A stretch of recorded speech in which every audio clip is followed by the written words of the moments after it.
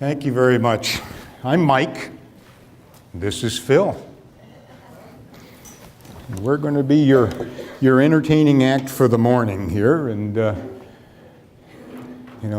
Phil, maybe you want to talk a bit about where we're heading. Yeah. So we're going to start off with a song, because what we said in our title was we're going to explain climate change and aquatic invasive species in lively songs and a boring PowerPoint. That was the original title, was Boring PowerPoints, because Mike had his, I had mine. Now we're combining two boring PowerPoints into one super boring PowerPoint. And then we added the pop quiz part, and we discussed this earlier with Lynn, that you don't tell people they're getting a pop quiz. But don't worry, all of you are going to pass. But we'll get to the quiz. But we thought we'd start with a song. And this is a song that was written by Bob Dylan, his words and melody, and we changed the title of it. And this was written back in 1964. And I want you to listen real closely to the words, and you tell me he wasn't writing about climate change. Okay?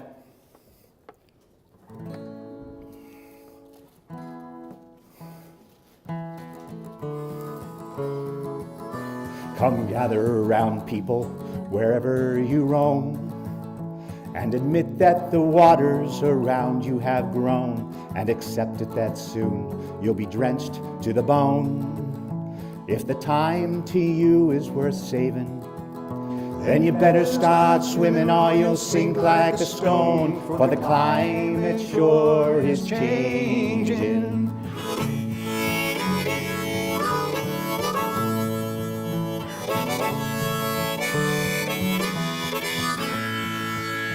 Come writers and critics who prophesize with your pens, and keep your eyes wide, the chance won't come again.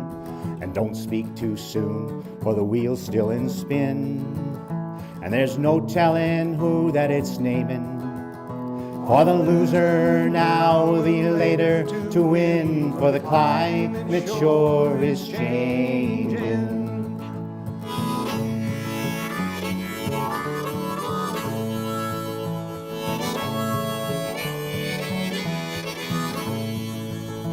Come senators, congressmen, please heed the call.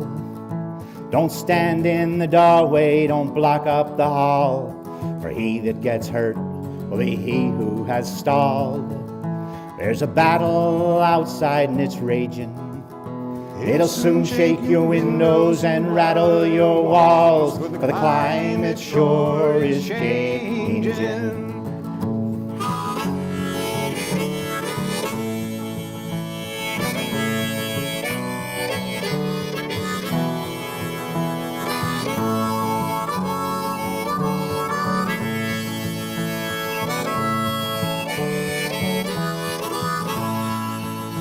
Come mothers and fathers throughout the land, and don't criticize what you can't understand.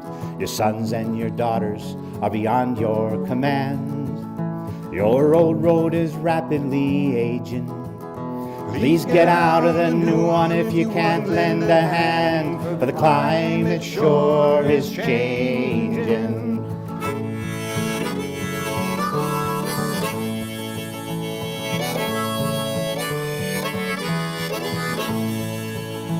The line it is drawn, the curse it is cast. The slow one now will later be fast, as the present now will later be past. The order is rapidly fading, and the first one now will later be last, for the climate sure is changing.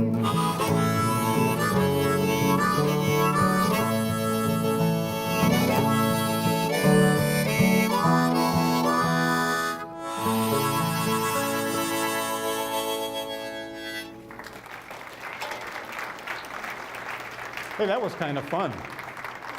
But now it's time for the first test.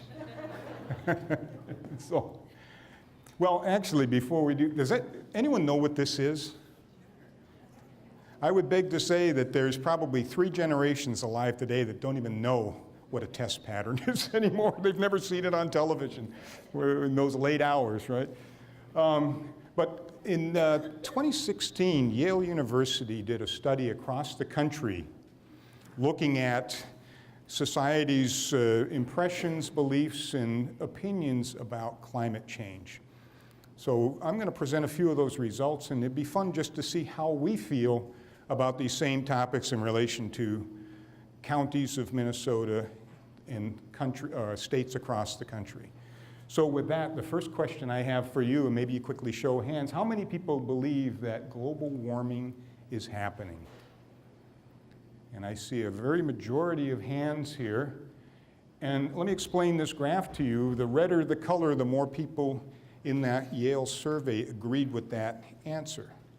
So red is agree, blue is generally disagree. The country as a whole really agrees with that question. Here's a scale about that. So, more than 70% of people agree with that statement. So we're not different in this room from the nation in that regard. How many think it is caused by humans, if you can show your hands? Okay, and we have a mix in the room here, reasonably balanced.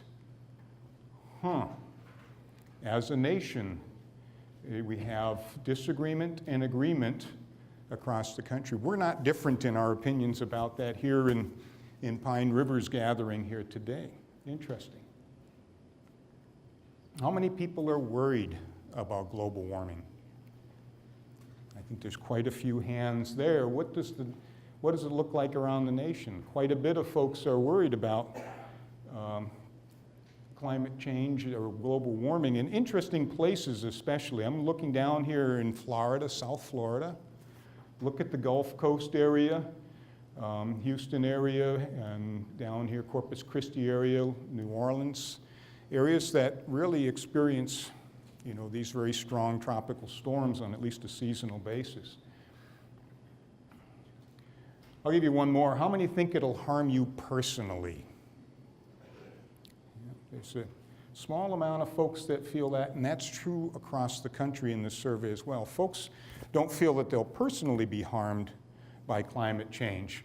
But again, look at these interesting areas, South Florida, South Texas, places around Los Angeles that have been burning with fire as well. And we've had some fire up in the San Francisco area, wine country recently as well. So you can sort of begin to see where folks are feeling the effects of climate change or see how it could possibly affect them. So just a quick primer about what is this global warming business all about. And this graphic here, quickly just run through this. You may be familiar with this, but the sun emits solar radiation. It comes through space, travels through space to us. It comes to our atmosphere. Some of it passes through and hits our planet. Some of it bounces off the atmosphere, never hits our planet. Some of it comes through and bounces off of the planet and radiates back into space. So you get some of this radiation that warms the Earth, and that's why it gets warm during the day and cool during the night, okay? No science there, difficult science there. But then the next part about this is really, once that warming happens, some of that shoots back out into space. It's radiated back into space. And some of it bounces off of the atmosphere and returns to Earth and kind of traps and gives us a climate that sustains us as animals and part of the planet Earth's biota. And so that's a pretty important feature that we don't want to really get away from this effect. However, the nuance is what causes that to bounce off of the atmosphere and back to Earth is generally driven by carbon dioxide. There are other compounds like methane and such that also contribute. But carbon dioxide is principally one of those drivers. And this is a graph of the level of atmospheric carbon dioxide measured by a number of means going back almost a 500,000 years, so quite a ways back in time. And are you folks able to see there? I'm sorry about that. Okay, thank you. So, how many folks have seen Al Gore's Inconvenient Truth movie?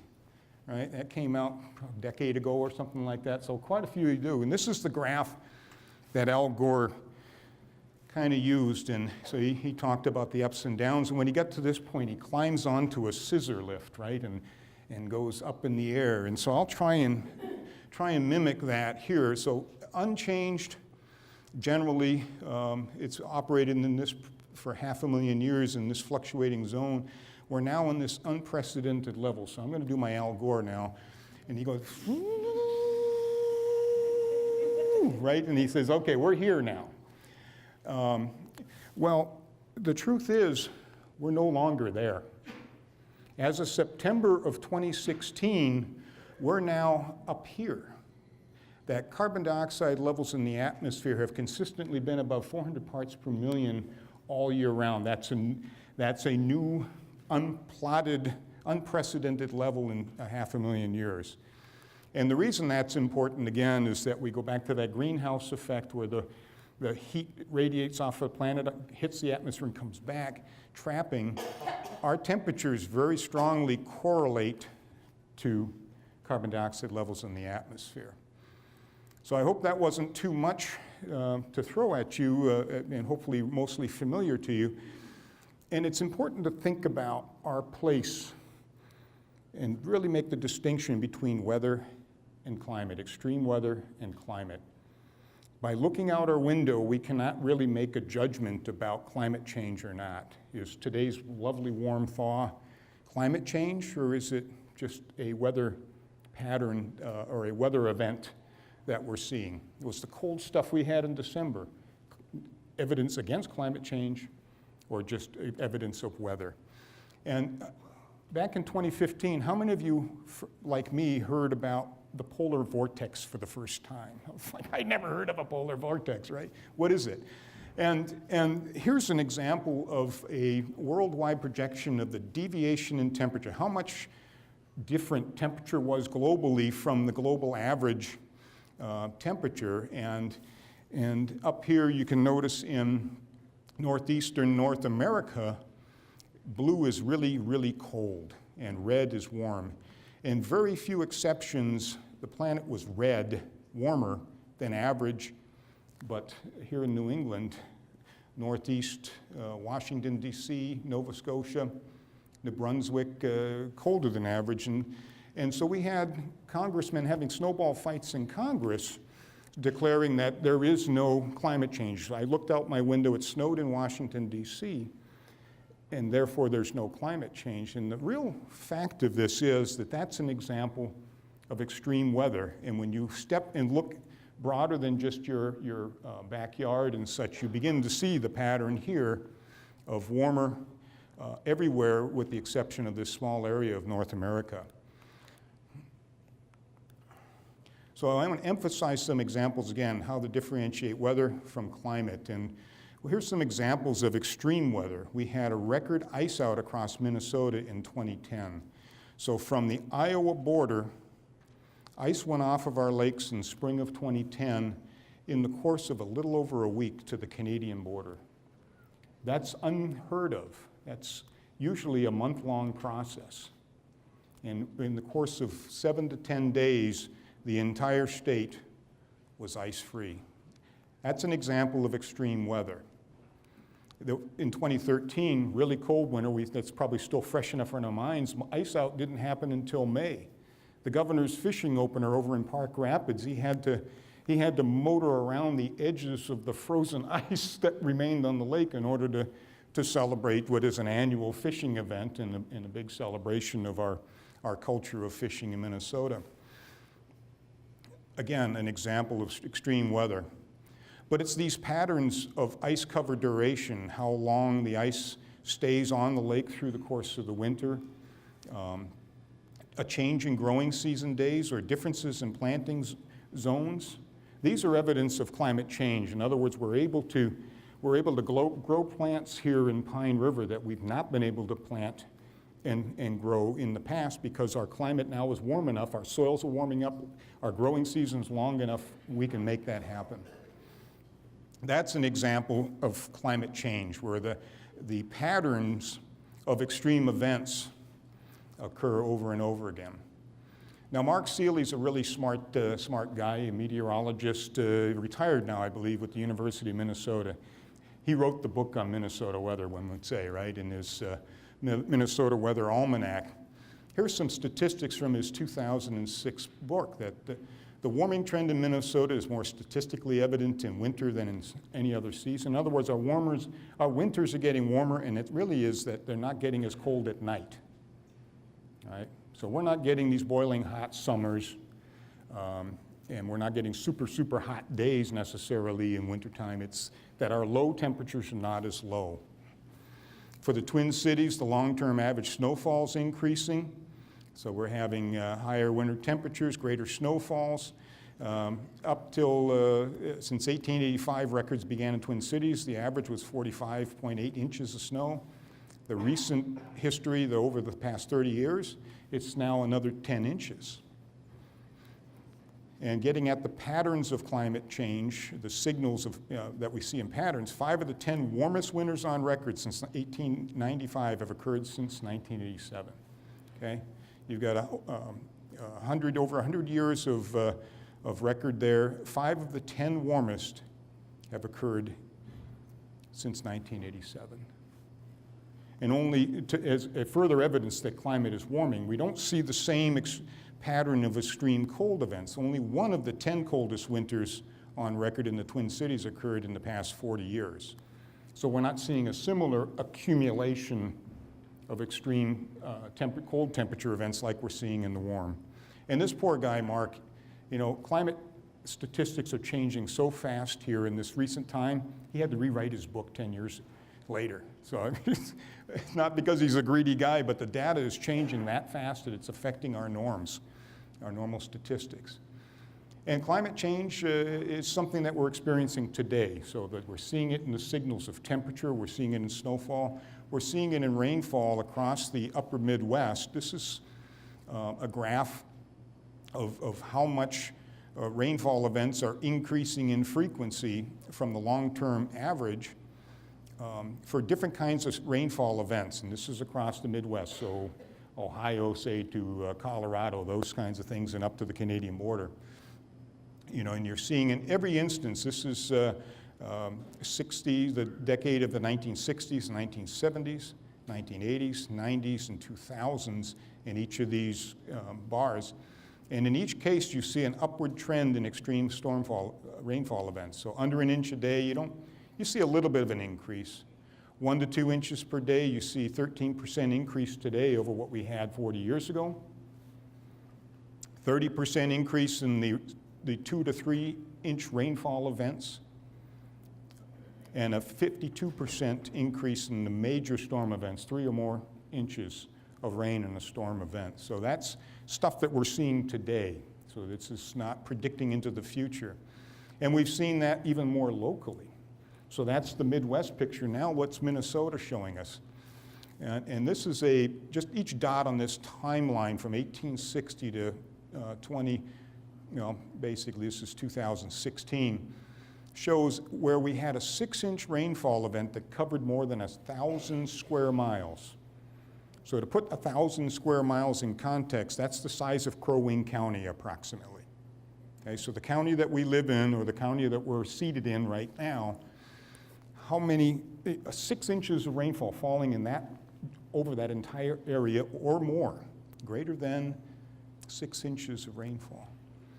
And look at the pattern. There were a few back in the 1860s, one in the late 1900s, maybe 1910, one over here in the late 40s, 3 of them, it looks like 3 or 4 in the 70s. Look at the clustering. This is that evidence that I'm talking about of trends. Each of these individually is an extreme rainfall event, but the pattern suggests these are extreme rainfall events are becoming more frequent. And you're seeing that. This is the June storm in 2016, and the bluer the color, the heavier the rainfall event. If I can trace Crow Wing County right there, we were part of that storm event, and again, it was a 5 to 6 inch rainfall event for us. It was huge, 8 to 9 inches over in Pine County. This caused the Willow River Dam to fail in the city of Willow River in Pine County, this particular rainfall event. This is the June storm in 2012, 4 years previous, that blew out dams and roads in the Duluth area, right? You might remember the news story of the Minnesota Zoo getting washed out, and the polar bear nearly getting out of its cage, and the seals flopping down Main Street. So there's some certain things that we can reasonably expect to happen from climate change. We're going to see changes in our forests, mostly related to temperature. We're not going to be able to sustain our boreal pine forests, and that'll change over to things that favor more oaks, maples, and things to that effect. You know, while these examples are extreme weather events, the 1999 blowdown, this is an example of how you might end up having rather catastrophic change in forest cover, and what will come back will likely end up being the beginnings of change to that new forest type that will be habitable for oaks and maples in a warmed Minnesota. We're going to see more fires and things to that effect as well. Between 2006 and 2011, fires burned over 200,000 acres of Minnesota forest. This is the Pagami Creek fire. This fire moved 13 miles in one day, okay? So that's the distance from here to Pequot Lakes in one day, a fire front moving that far in a day's worth of burning. That's just astronomical. We're going to see changes to our wildlife species. Our charismatic moose are going to become less abundant. We're already seeing severe declines in their populations, and the reason for that is multiple factors. You know, disease and parasites, and we could probably solve that back to that these animals are under stress. They're under physiological stress. They're an animal that's built for cold weather, excuse me. And so a cold winter, our cold winter is becoming more warm. They're becoming physiologically stressed. And then lastly, we're going to see changes to our aquatic systems. Minnesota's 10,000 or more lakes, right? 11,682, Phil, something to that effect. We got a ton of lakes. It's what we're proud of. This is our identity, our sense of place. And the ice fishing tournament gives us an example of that. But we're going to see changes in the limnology and the hydrography of our lakes. You know, more fluctuations in water levels, warming and more favorable for aquatic plant growth and algal growth. And then with that, we should expect that certain invasive species will thrive in that setting. So at this point, we'd like to take you from the bad news to the good news. Right? Now that you're all discouraged, I think we need to rescue you back, because there is hope. As Phil has mentioned, you know, these are all solvable problems. You know, they're large. They're global in many respects. But having said that, they're solvable. They're solvable through the actions of each and every one of us in this room and around. These are problems that generally have occurred as a result of the actions of millions of individuals accumulating over time. And it's the actions of millions of individuals that will bring us back from that. So what we'd like to kind of do at this point is adapt a little bit of another Dylan tune here. A hard rain's gonna fall.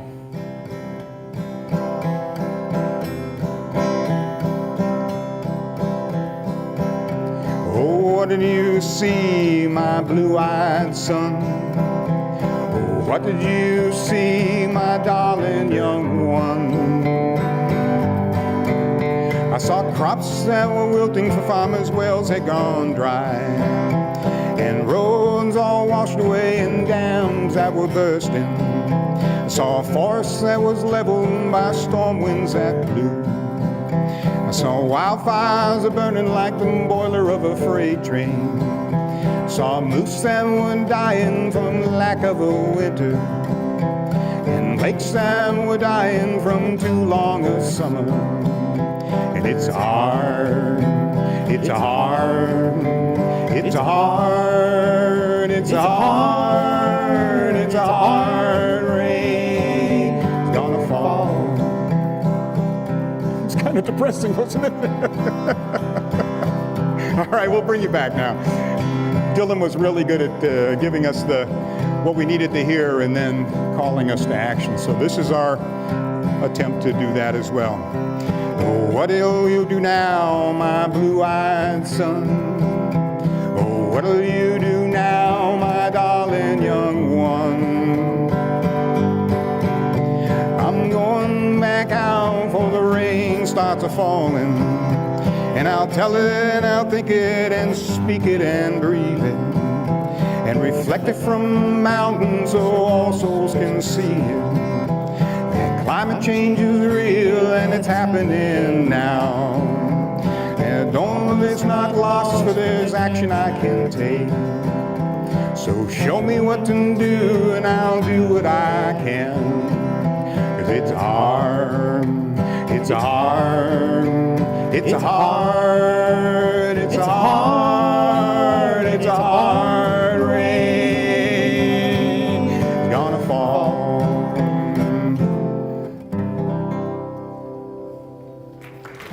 Thank you.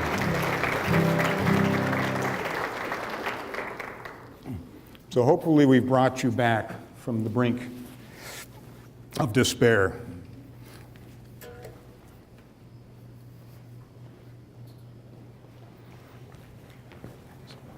Thank you, Phil. And so some of the things that we can say for certain on these big issues like climate change is that the future holds for us something different than we know today. And we'll need to adapt to a changing future, but that isn't a reason to be complacent.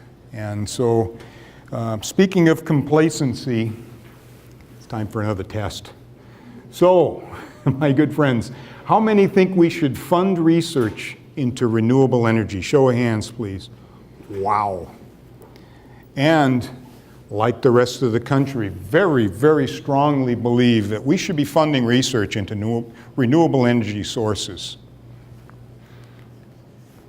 How many of you think carbon dioxide, CO2, should be regulated as a pollutant?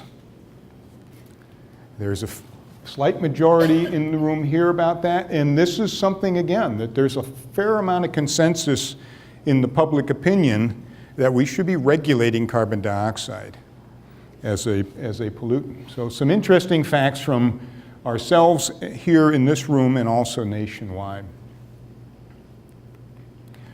So to the topic of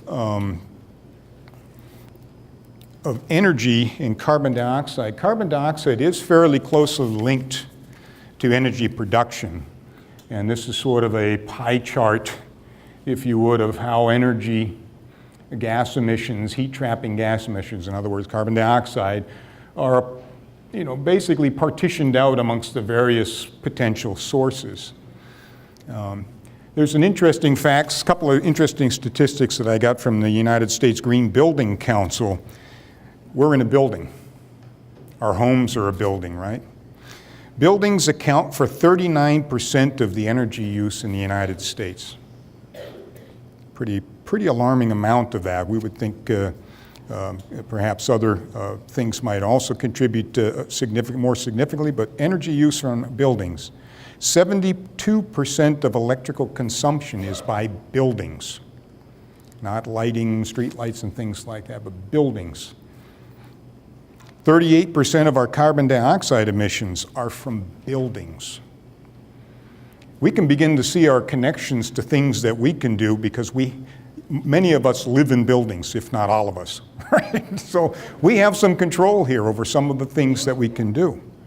And interestingly, you can, half of these statistics that I'm giving you are from residential buildings, so half of it are from our homes. So we could take a significant bite, somewhere in the neighborhoods of 25 to 50% just by using green building practices. Good energy sealing, weather sealing, high efficiency appliances, Green Star kinds of appliances and things to that effect. So we have control over those sorts of things as homeowners, as renters, as people that reside in buildings. So really returning back to sort of the opening theme, we know what to do. We just need to do it.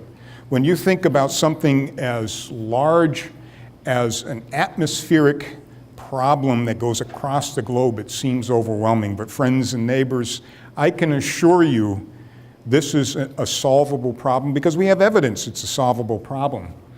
Folks remember the subject of the ozone hole over the Antarctic? Did folks remember that topic? Yeah. You know, this was all in the news in the 90s, 80s and 90s, where these refrigerant compounds we use in our air conditioning such are called chlorinated fluorocarbons, CFCs, were being released into the atmosphere. They were also used as propellant for hairspray and underarm and everything else that we use to project things out of cans. And what was happening is this stuff was eroding ozone in the atmosphere and accumulating very quickly. This was a problem that originated in the 1970s to the point where ozone layer, which protects us from ultraviolet radiation from the sun, was being eroded and reduced in the atmosphere, creating fairly unsafe conditions in certain parts. Globally, we took action, right? The Montreal Protocols, I believe 1986, the nations across the globe agreed to stop the production and use of CFCs, and we're seeing the erosion of the ozone hole. Ozone in the Antarctic has leveled out. And projections are that by 2075, within the lifetime of some of us in this room, we will be back to those pre-1980 levels. That's huge. That's an atmospheric problem across the globe, and we're seeing the needle move. And you can do the same thing through some of these very simple actions. Again, we talked about actions by millions got us where we're at, and actions by millions can get us to a more, a less grim future, a more optimistic future. The Bob Dylan song that we did, talk about it. Talk about it with your neighbors. Talk about it with your family. Talk about it in your communities. Hold your elected officials accountable. Those charts we just showed about whether we should fund renewable energy, whether we should regulate carbon dioxide as a pollutant. There's a lot of consensus that we should do those things. That consensus is not shared in Congress. But don't wait for public policy. There are things that you can do, right? We can insulate our homes better. If you're looking to do a remodeling project in your home, great opportunity to be able to upgrade some of your insulation of your home. Energy efficient light bulbs. Anyone know what an LED light bulb is? Yeah, these things used to be really spendy, and now they're very, very affordable. They use a very low amount of electricity, and again, thinking about our homes creating or consuming half of that energy consumption of buildings, why just a simple thing like just changing out of light bulbs can make a significant dent in that. It's very easy to do, very affordable. There's nothing really to hold us back. Appliances, Energy Star appliances, high efficiency. Some of us might be able to take advantage of solar energy through either electrical generation or heat production from solar. And we have great examples here in this community of leadership in developing some of these alternative energy sources. Transportation. I'm proud to say that my colleague Phil has 0 carbon credits getting himself here today. We rode together. So I drove. That's not usually the case. Mike is usually trying to lower his carbon footprint by hitching rides with his friends. Yeah, some might call it bumming rides, but hey, why quibble? But we have these high fuel efficient vehicles being produced today, right, where we're getting up to 50 miles per gallon. I just, bought a used car a few years ago, upgrading and rolling something out. I don't have a 50 mile per gallon car, but the car that I replaced, that I brought into my ownership, I turned out another vehicle. I've increased the fuel efficiency of my vehicle by 50%, just by that. So even these increments, if you have the ability and the opportunity to buy some of these super high mileage vehicles, do it. But there are cars on the market that would, right now, that would increase our fuel efficiency by 50%. That's pretty good. Using public transportation, that's tough for us to do in these rural areas, but ride sharing is not tough for us to do, right? or using teleconferencing technology now to be able to communicate differently than being physically present at a meeting has really made a lot. That's things that we do at the DNR quite a bit. So we've invested in high fuel efficiency vehicles. We teleconference a lot now using video conferencing and things like that to say, let's not do this. We've upgraded the energy efficiency of our buildings. So our agency is very committed to this topic and these very solutions. Increasing efficiency in energy, alternative sources such as wind and power. Again, you have great examples across the highway here of that. And there are some other things here that can be done in the agricultural setting. So you can do this. We can do this. This is a solvable problem. We just need to do it. So Phil. The last song that we're going to do is actually Bob Dylan had nothing to do with it. We love Bob Dylan, but we also like other stuff. And this song is actually a song that I wrote. I took an old blues tune and put some new words to it, and I call it the Invasive Species Blues.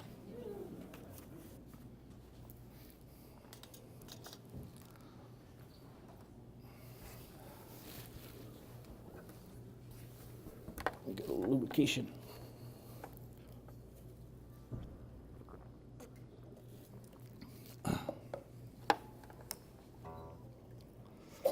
Okay, we got the right harmonica? I think so.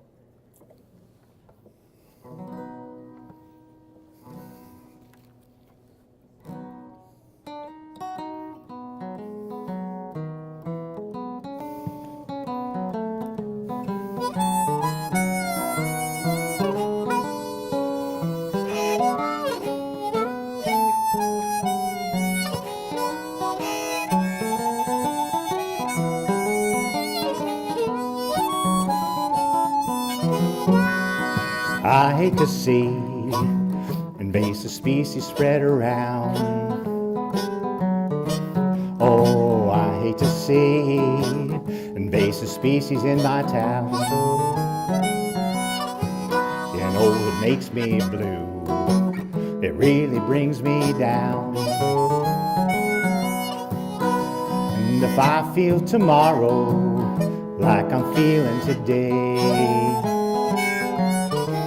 oh, if I feel tomorrow as blue as I'm feeling today, I'm gonna box me up some zebra mussels and send them back to their homes far away. Yeah, they should be over in Russia and Eastern Europe too. But like me, they moved to my lake. What's a Minnesotan to do? Now they're living on my Chris Craft and on the poles of my docks. To swim I have to wear sneakers, and I do but with black socks, because that rocks. I got the invasive species blues, just as blue as I can be. Now Mr. Zebra Mussel's throwing a beach party and he's invited Mr. Spiny Water Flea.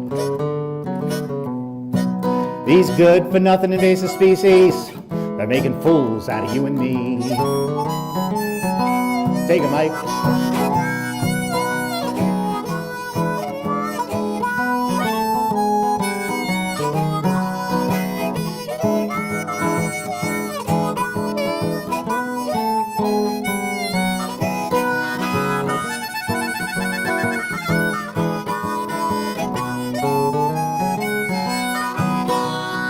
All is not lost. I'm told there's plenty we can do. Oh, all is not lost. I'm told it's up to me and you. So my brain has started working to come up with an idea or two. You see, I'm gonna hit every McDonald's between Maine and Washington. Yeah, I've got a plan to get something done. I'm gonna ask them to slip a zebra mussel between every beef patty and sesame seed bun. Yeah, billions will be served, and they won't even know. We'll just hide the taste of more ketchup, and people will eat our worthy foe. Happy Meals might not be so happy, but into the box we can fit a slightly bigger toy to thank them for eating an invertebrate and a little bit of grit. I no longer have the blues, now I just want to sing. I've come up with an idea that is brilliant and interesting. And if I crave a fast food burger, I'll just go to Burger King.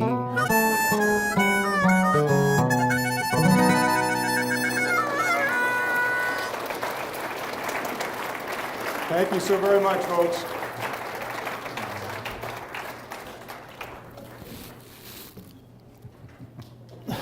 So, Quinn, did we want to take any questions, or do you want to move things around?